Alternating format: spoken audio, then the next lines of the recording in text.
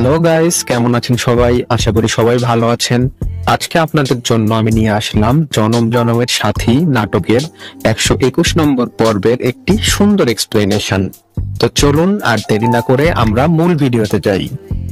পর্বের শুরুতেই আমরা দেখতে পাই আবির তার পুরো গায়ে নীল রং করে রেখেছে এবং রাস্তায় যখন সে বিধিকে দেখে তখন সে তার কাছে ছুটে গিয়ে মা মা বলে চিৎকার করতে থাকে।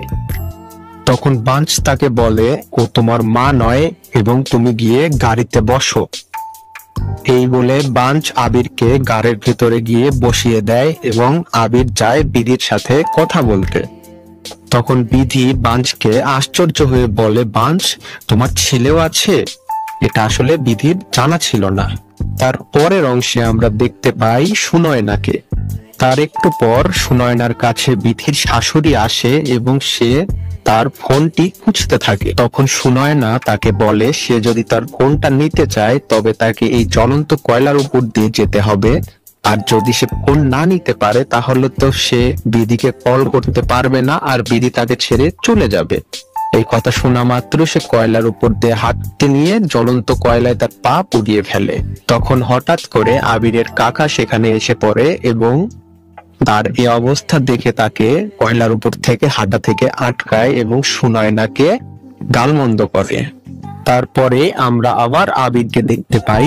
আবিরের গায়ে যে নীল রং করেছিল আবিরের বাবা সেটা তোলার চেষ্টা করছিল, কিন্তু রংটা বেশি গাঢ় হওয়ায় পানি দিয়ে উঠতে চাচ্ছিল না। তখন আবিরের বাবা আবিরের গায়ে স্ক্রাবার দিয়ে ঘষতে চাইলো, কিন্তু আবির সেটা দেখে ভয় পেয়ে বলল এমন করে ঘষলে সে ব্যথা পাবে। তখন তার কথা শুনে ওখানে বিধি চলে আসে এবং তার বাবাকে থামিয়ে সে কোথা থেকে একটু লেবু নিয়ে আসে এবং লেবু দিয়ে তার গা ঘষতে শুরু করে। তার ফলে তার গায়ের রংগুলো আস্তে আস্তে উঠে যায়। তারপর বিধি তাকে পানি দিয়ে গোসল করিয়ে দেয়। এরপর আবির হঠাৎ করে কান্না করতে শুরু করে এবং বিধি তাকে বলে, কাঁদছো কেন তুমি? তখন আবির বলে, তোমাকে অনেকদিন পর দেখেছি সেই জন্য এটা হলো খুশির কান্না।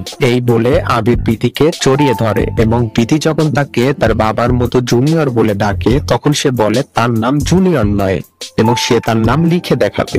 তখন সে তার নাম উঠোনে লেখে। নামটা দেখে বিধি চমকে যায়, কারণ বিধির আগের স্বামীর নাম ছিল আবির।